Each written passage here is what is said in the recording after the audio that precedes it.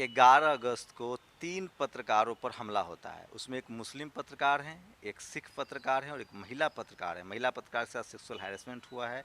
मुस्लिम पत्रकार की ID check की गई, उसके बाद मारा गया है। सिख पत्रकार जो थे उनके साथ क्या हुआ और क्या क्या घटना हुई है उस पर बात करेंगे। खुद परवजीत मेरे साथ हैं। आज एक प्रेस कॉन्फ्रेंस हुई है।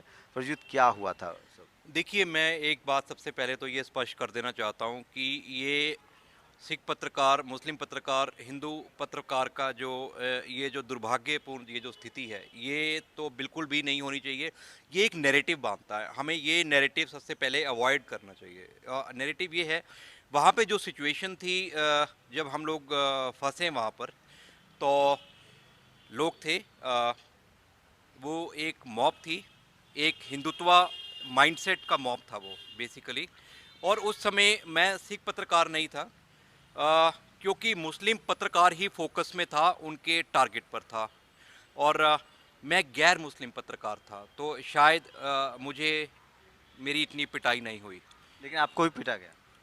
बिल्कुल, हमको पीटा गया। मेरे ख्याल से हमने जब बोला हम कैरवां से हैं, तो वहीं से उनका जो है चार्ज होना शुरू हुआ। बिल्कुल।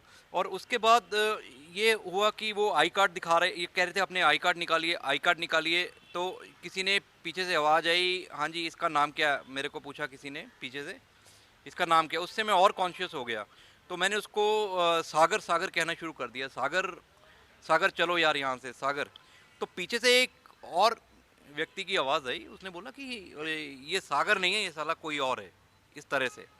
तो आई कार्ड के बाद जैसे ही उनको, आपको लगता है ना आप सिख थे इसलिए आपको रिलैक्स किया, थोड़ा आप उस कटसी दी और बाकी मुस्लिम थे उन पर हमला हुआ? मैं देखिए बात इस समय ये है, वहाँ पे हिंदू और सिख का एक ही सिचुएशन, बेसिकली मुस्लिम और गैर मुस्लिम का जो है ना इस समय, वो सीन है बेसिकली। ये जो हिंदुत्व का जारा सारा जो फोर्स है, वो मुस्लिम्स को दबाने में लगा है। और इसको इस तरह की सिचुएशन थी वहाँ पे। पहले कभी इस तरह फेस किया था आपने? इस तरह का हाल तो मैंने पहली बार देखा है, इस तरह का माहौल कि एक पत्रकार पे ये छाप लग जाए कि ये मुसलमान पत्रकार है, ये सिख पत्रकार है, ये हिंदू पत्रकार है, या ये क्रिश्चियन पत्रकार है, या ये दलित पत्रकार है। पहले ये चीज़ें फ्रैंकली, ये पहले ये चीज़ें न्यूज़ रूम तक बड़े बड़े सोफिस्टिकेटेड और छुपे से ढंग से ये न्यूज़ रूम तक थी। न्यूज़ रूम में ये सब प्रिवेल करती थी ये सब चीज़ें, जिसका के एहसास उसी को होता था जो टारगेटेड पॉइंट पे होता था। लेकिन अब ये जो कम्युनलिज्म और जो कास्टिज्म, ये जो है ये आपके वो ये रिलीजन को जो लेकर, है ये अफसरों, आपके आइडेंटिटी को लेकर भी कुछ टीका टिप्पणी की गई, कुछ कहा? नहीं, इस तरह से मेरी आइडेंटिटी को लेके तो नहीं कहा गया, लेकिन मुझे ये लगा कि उनका मतलब मेरा होना वहाँ पे ज़्यादा मददगार थोड़ा सा इसलिए साबित हुआ कि एक तो गैर मुस्लिम था, दूसरा मैं जो उनकी आंखों में थोड़ा झिझक देख रहा था जब मैं उनको रोक रहा था, जब वो शाहिद को पीट रहे थे या पीटने की कोशिश कर रहे थे, जब मैं उनका हाथ ऐसे करके, उनके वो 50 हाथ थे, हम 4 हाथ थे। अब आप देखिए, जब मैं रोकता था उनको तो उनकी आंखों में एक झिझक देखता था जब वो मेरी तरफ चार्ज करते थे, लेकिन वो झिझक शाहिद की तरफ नहीं थी।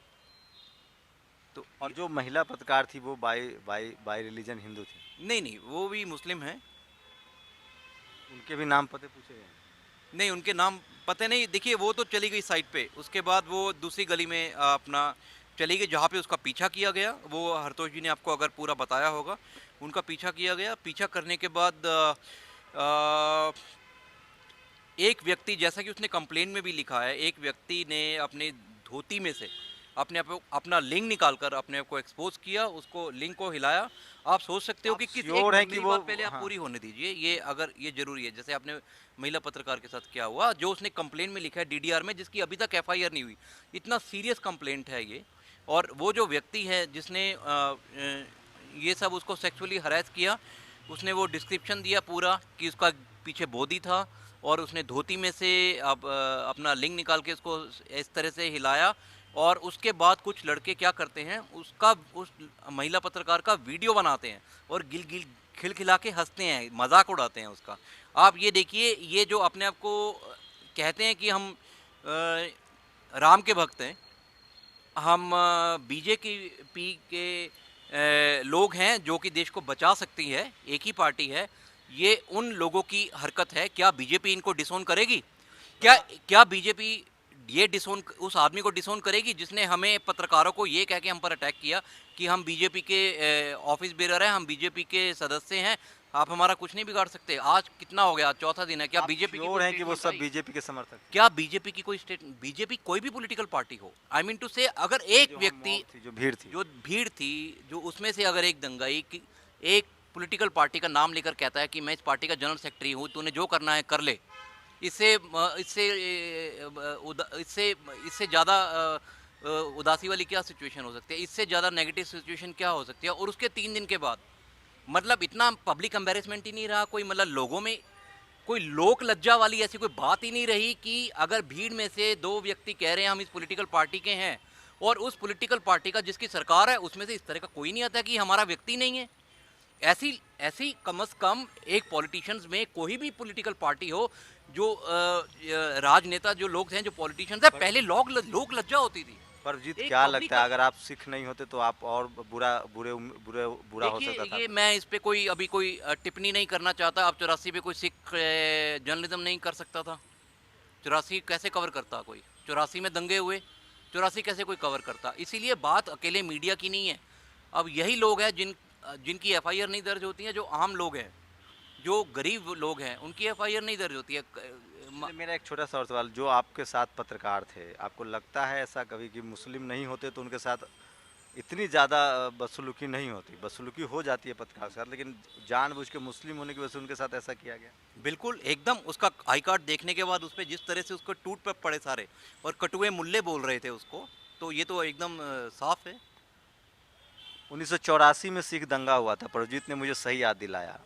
इस देश में बारी बारी से कभी सिखों को, कभी मुसलमानों को, कभी दलितों को बारी बारी से मारा जाता है, और मारने वाली जो ताकत है वो एक ही ताकत है, और उसका नाम होता है राष्ट्रवाद का चोला ओढ़कर वो जातीय गुंडई में रंगे हुए लोग हैं, जो कभी सिखों पर हमला करते हैं, कभी जाटों पर हमला करते हैं, कभी गुर्जरों पर हमला करते हैं, अलग अलग तरीके से।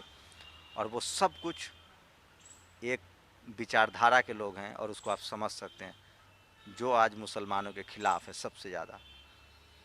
शंभू कुमार सिंह, नेशनल दस्तक, दिल्ली। नेशनल दस्तक की आपसे गुजारिश है कि अगर इसको बचाना चाहते हैं तो नेशनल दस्तक को सब्सक्राइब करने के लिए रेड कलर के सब्सक्राइब बटन को दबाएं, फिर बेल आइकन की घंटी दबाएं। नेशनल दस्तक को बचाने के लिए बहुत जरूरी है कि हर खबर को शेयर करें, लाइक करें, कमेंट जरूर करें।